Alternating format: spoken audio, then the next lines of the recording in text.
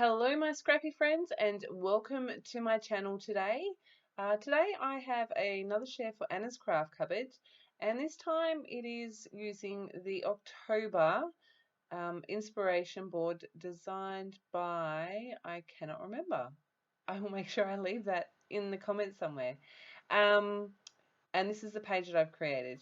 I was inspired by the graphic in the bottom right with the love hearts hanging on the string, and they were all like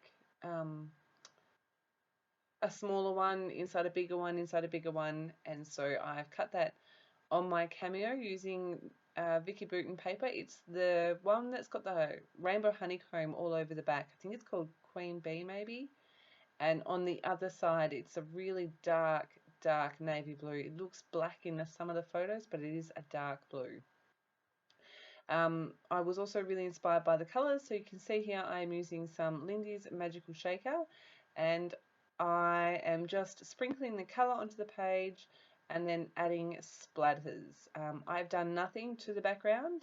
There's no gesso on there. I just wanted to add colour and just make a bit of a mess. And I cover a fair amount of this background. You would have seen that in the close-up photo at the beginning. But you can see I'm just adding a bit of powder, adding some spritzes of water, sprinkling some more water on with my paintbrush. The colour I'm using is California Poppy Gold, and I just love the watercolour effect that I get doing it this way. You can see I am using my paintbrush to dissolve some of that powder as well, and then just splattering it around. Beautiful things about these powders is it's really easy to get lots of different shades of the same color just by adding more or less water. And you can see I'm just making sure I'm getting enough coverage there by smushing my paintbrush around, adding lots of splatters, and you can see that color there is a little bit lighter than some other areas. You can see there's some darker colors, and I really love how this comes together in the end. I have sped this mixed media part up I think 6 times because it does take me a while. You can see I am doing the whole background, working on little sections at a time, and I was just really enjoying the process of adding paint and powder and water and just letting the colour run and splatter.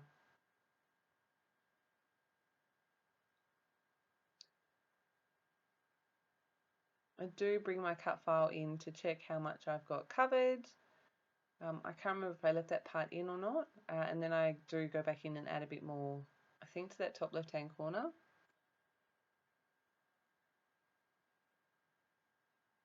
I didn't really have a plan going into this page. I just knew that I was inspired by that image on the mood board. So you can see I have dried that off. I've added lots of splatters. I've used my Heidi Swapp Gold Colour Shine and also this one, a bit of bubbly, Lindy's Stamp Gang. It's a magical shaker, and there's my Heidi Swapp Colour Shine. My cut file is here. This is a cut to you cut file. I love it. And I've marked, you can see right there in the center there, I've marked the very center of the page because I'm just going to add a tiny bit of glue to the center heart, like right in the middle there. Use my T-square ruler and line that up in the middle of the page. It's not like me to do the middle of the page, but I just thought that with the design I had that this would work. So I'm just making sure that's nice and straight, and then I'll smush down on the middle. I am using a minimal amount of glue here because I knew I wanted to go in with my sewing machine. Again, I was inspired by that image with the threads through the hearts. I'm just adding a bit of glue to those center hearts, the middle, and then the 2 edges.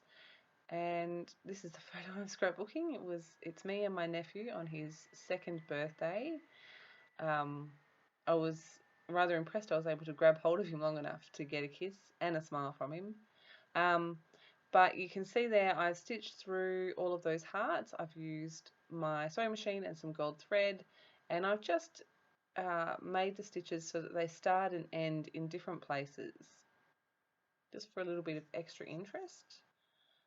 adding some tissue paper behind my photo, and I very quickly came across a bit of a dilemma. I had spent so long on this background, and I really love how it looks, and I really love that cut file, that I'm kind of going, I don't really want to cover it up. So I'm going to start with some paper layers, and I'm like, okay, let's not add too many layers here. So I've pulled out 3. I'm going to use this grid.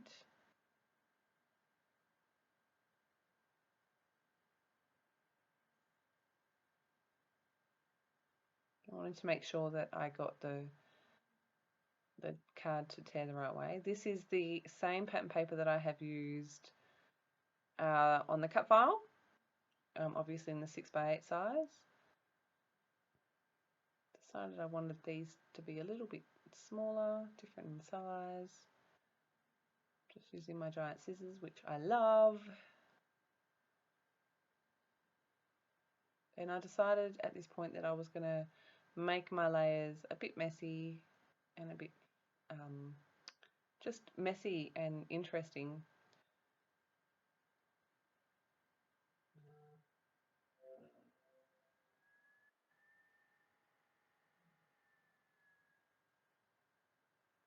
I'm just adding a layer of this as well. This is almost a perfect match to the colour that I've used on my background. I add adhesive and then decide I'm going to distress all the edges, so I did that off camera, and then I just stick all my layers together, and I'm like, oh, that's such a good match, it kind of blends in. What colour, what paper can I put behind here? So I tried with that honeycomb, I tried with the stripe, I tried with that orange, and I think I go with another darker colour, but I can't remember. You can see I'm just flipping through the 6x8 paper pad, trying out a bunch of different patterns, and I end up deciding on this one. This too, I believe, is a very, very dark blue with little bees on it, but I wanted it more for the colour than the pattern. Again, I'm just going to cut.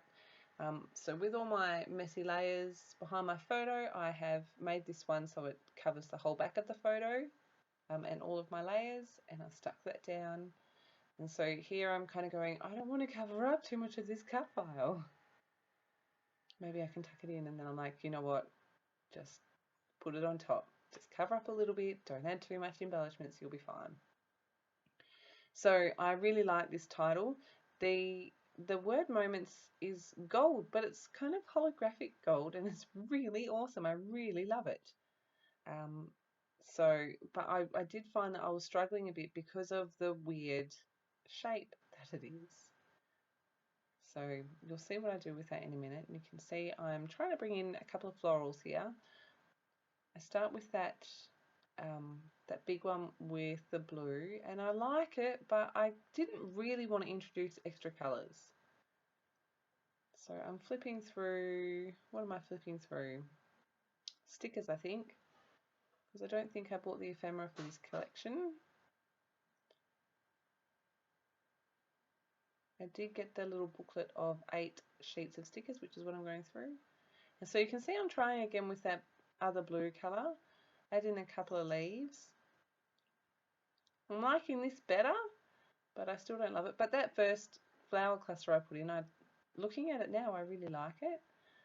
I'm trying another sticker, and I'm like, this just isn't happening for me. I don't love it. And then I went, okay, I'll add this big orange flower. I'm like, oh, that's actually working. I wasn't really going for orange so much, but I kind of obviously am in the background, and that's what I end up using, and I really like it. I do like the extra accent of the blue. I do end up using a couple of those butterflies, which are gorgeous, by the way. So you can see I've got those there, and then I remembered I had a couple of words left from my older Vicki Boutin collection, but that blue was not right. And at this point, I'm like, I really do not love the shape here, so I'm going to fussy cut these 2 words out, which I do not make you watch. I do leave in me trimming the 2 words apart. Sweet is now cut apart, and then the word moments, I'm actually going to stick to some scrap white paper, and I'm going to cut around each letter, leaving a tiny little white border. Again, I'm not going to make you watch that, but you can see I have stuck all of my bits down. I've added a label from the sticker sheet to the left hand side of the photo with the date. I can't remember if my journaling has been added here or not.